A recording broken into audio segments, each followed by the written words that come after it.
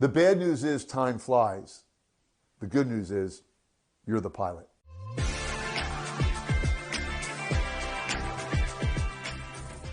Business and life are tough enough, let alone throwing a pandemic in the mix.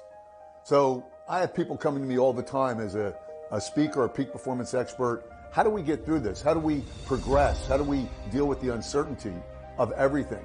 And what pushes us to do the things that we don't feel like doing? We know we should eat better. We know we should exercise to be in better shape, but we don't do it. We know we should make those extra calls, but we don't make them. We know so many things about our lives, personally and professionally, that we should change to get better in relationships, and we don't do them. So that got me really diving deep into what it takes to perform at a peak level. And here's what I've learned from the greatest, the top, the world-class, the elite in business and in life. If you don't feel like doing it, what's going to drive you to do it? And that's your why. As Simon Sinek said in his book, Start With Why, the greater the why, the greater the try. What's your why? Why do you want to do something that's going to drive you to do it, that you attach some pain if you don't do it? Bad things are going to happen to you. You're going to feel unfulfilled. The worse you feel, the more it's going to be a driving, motivating force in your life. And conversely, attach some positive things that will happen as a result of you doing it. And if you keep those images of negative, painful things that will happen if you don't do it, and pleasurable things if you do, then that's going to drive your why to do the things you don't feel like doing, to drive the success. And at the end of the day, the most successful people in the world are comfortable being uncomfortable. They push themselves beyond their comfort zone. They operate in the discomfort zone, not the comfort zone. Comfort is the killer of success. So if you're listening to this right now, which you are, and you're comfortable, I get news for you. You're not being the best version of yourself. You're not going to win. You're going to be mediocre. You're not going to exceedingly achieve what you want to achieve. So understand that the why is going to drive you to do the things you don't feel like doing, to operate in the discomfort zone, and to achieve the things that you otherwise wouldn't be able to achieve. Now that's easier said than done. The other thing that I would strongly recommend that all the great ones do, I have a podcast show called The Results Podcast. I have legendary people on my show that are much more successful than myself. Dean Graziosi, who is Tony Robbins' business partner, hugely successful, hundreds of millions of dollars. And all the people before him that have been on my show. There is a common denominator of success. Success leaves clues. And they all say most of the same things of what it took to drive their success. No one has done it alone. As smart as they are, as hardworking as they are, they always had people stepping into their life that made an impact, that caused them to go left instead of right, or forward instead of backwards. We are dependent people, not independent people. We all require, whether you believe in the Lord and you depend on Him, or you believe in, you have friends that you can count on, we all get stuck. And we all need people to get us unstuck, that believe in us, that support us, that encourage us, and that hold us accountable. None of us go this road alone. I surround myself, and I encourage you to surround yourself with people that are smarter than you. In my case, it's a pretty easy thing to do. But I'm telling you, you have to surround yourself with people that are smart, that are encouragers, not discouragers. Don't hang around with battery drainers. They're out there. You know who I'm talking to you right now. You have people in your life that drain your battery. Life is tough enough without those people in your life. You need people that charge your battery, the battery chargers, the encouragers. Those that will breathe life into you when you have nothing left in the tank. And if you don't think you need that, you need to check up from your neck up. Because I'm going to tell you, right now, in the NFL, if you look at the highest level of performance in the world, the NFL, the pros, the elite, the half of 1% that make it to that level, maybe it's even a greater percentage than that. When they, who operate at a peak level of performance and get paid buku dollars, when they have a challenge in their life, or a challenge on the field, and they have mental toughness like you've never seen before, and they're conditioned, right, to be great.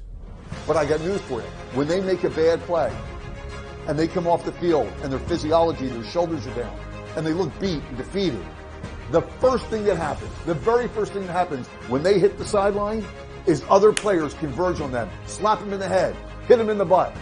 Coaches come over. They immediately snap them out of that state of defeat, of mental weakness, and move them to that level of peak performance. And they do it because every minute matters that you stay in that mental state, that mindset of negativity. That will affect everything. And when I come back and you hear other videos, I'll talk about mindset. I'll talk about self-talk. You know, the average person has 50 to 70,000 thoughts. 50 to 70,000 thoughts that go through their head every day. 65% of which are negative. So think about it. 65% of which are negative.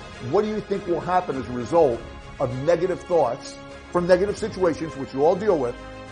What's going to happen if you keep those negative thoughts in your head? It's going to affect everything you say, the manner in which you say it, or things you do, or maybe things you should do that you didn't do. All by your thoughts. It all starts with your thoughts. And here's the challenge. Most people, and this could be you, most people don't think about what they're thinking about. And if you don't think about what you're thinking about, it's controlling you. And if it's not controlling you, the outside world is controlling you. With the thousands and thousands, all the noise, social media is dictating to you what you should look at, what you should do, what you should say, how you should be, how you should dress. So you need to be in control of your thoughts. You need to think about what you're thinking about. And when you do, that's going to immediately change what you do and how you do it. Tell you a short story. My son Kyle, when he was little, every day after school, I would pick him up and I would take him someplace wherever he wanted to go. And he wanted to go for ice cream. I got the frozen yogurt, of course, low fat. And we go out for ice cream and we're done. And he has that ice cream mustache when we're done. So we, hand in hand, sticky hand in hand, we make our way to the bathroom. And in the bathroom, it's one of those communal bathrooms, so there's multiple urinals and multiple sinks. As we walk in, two teenage boys, my son was around 6 years old at the time. Two teenage boys are walking towards us. And I couldn't help but remember they left the water in the sink running. And I look over at that as they're leaving to leave the bathroom. And I look at the water, and my son sees the water and sees me. And we arrive at the water, and I'm filling up with all these negative thoughts, and I can't believe these teenagers have no regard for conservation or right from wrong or what their parents taught them. When you're finished with the water, you turn it off. And all these negative thoughts are penetrating my head. And my son Kyle, in his beautiful, beautiful, innocent way, looks up at me when we arrive at the sink with the water running.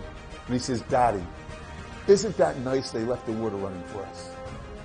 You see, every situation in life, every single one, you have a choice. As James Mates wrote in his book, Quantum Leap Thinking, you have a choice to either have a CVS or a BVS. A CVS is the current view of the situation. They left the water running. My son chose to make it a BVS, a better view of the situation. They left it running for the better, the greater good, the betterment of he and I. How are you looking at things? What are you processing in your head? So when we left that situation, was my son better off because he saw the positive and that was the thought, those were the thoughts in his head? Or what I was thinking in my head?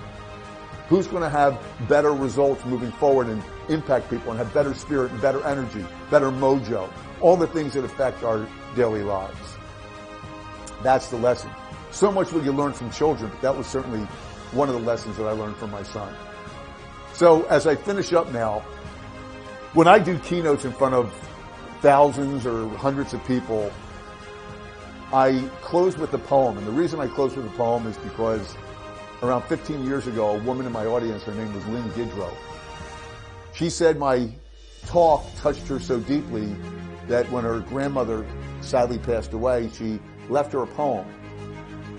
And she said, "I wanted to give this poem to you because it made a big difference in my life and your speech did as well, and I want you to have it. And hopefully it impacts you the way it did me." And I read it. It was the most moving poem I've ever read. And I said, from now on, I don't care what speech I give, what talk I give, whenever I talk to anyone, if I have an opportunity to share this with them, I'm going to. The poem's entitled The Dash by Linda Ellis. I read of a man who stood to speak at the funeral of a friend. He referred to the dates on her tombstone from the beginning to the end. He noticed it first came her date of birth and spoke the second date with tears. But he said that what mattered most of all was that dash between those years. For that dash represents all the time that she spent alive on earth. And now only those who loved her know what that little line is worth. For it matters not how much we have, the car, the house, the cash. What matters is how we live and love and how we spend our dash. So think about this long and hard. Are there things you'd like to change? For you never know how much time is left. It could still be rearranged. If we could just slow down enough to consider what's true and real and always try to understand the way other people feel. If we could treat each other with respect and more often wear a smile, remembering that this special dash might only last a little while. So when your eulogy's being read with your life's actions to rehash, will you be proud of the things they say, but how you spent your dash? It's my sincerest hope, wish, and prayer that each of you listening to this right now will spend your dash in a way that will make a real difference in the lives of your coworkers, your customers, your friends, but most importantly, your loved ones. God bless you. If you'd like to get in touch with me, if you'd like to hear more about what I talk about, how I impact lives, how I transform lives, which is what my world is all about, that's all I want to do for you right now. Again, these are tough times. You can go to my LinkedIn page, Michael Altshuler, Altshuler. Go to my website, which I really encourage you to do, which is michaelaltshuler.com, MichaelAltshuler.com. There you can get all my podcasts and you can see some videos, and you can certainly go to my YouTube page, Michael Altshuler. So a bunch of things you can get, and they're all there for one reason, and that's to move you from where you're at to where you want to be, to help you live the life that you dream of, help you get through those roadblocks, those barriers, both mentally, physically, whatever it might be. Help you become the best version of yourself, which we all should aspire to be. So you can do that. You can email me at michael@michaelaltshuler.com. I'm just getting ready to launch something that I'm super excited about. I've been putting all my time and energy in, and that's called Job Gladiator. And that's to help anyone that's looking for work. So if you're looking for a job right now, or you know someone who is, I encourage you. I have a free download. It's not uploaded yet. It'll be ready. We're launching December 6th, 2020. But we're going to help anyone looking for a job. We're going to give them three insider secrets, if you will, on how to just write a killer resume to get tons of interviews. If you ever sent a resume out and you didn't get interviews, we're going to show you how to break through that barrier. Because there's applicant tracking systems that 75% don't get through. They end up in the black hole. We're going to share with you how to get through that, the ATS and get the interviews you want. We're going to teach you how to nail the interview. If you have trouble articulating what you need to articulate and you can't clearly communicate your message during an interview, you're going to get that information as well. And also how to be clear on what your best next job move is, your career move, based on your skills, your experiences, and your passions. And how to tie that all together. And most importantly, it's called Job Gladiator because A, I was on the show American Gladiators, and B, it's a battle out there. And you need a battle plan that will help you win. And I'm here to help give you that plan. So it's going to be free. Just check it out. It'll be launched December 6th, Job Gladiator.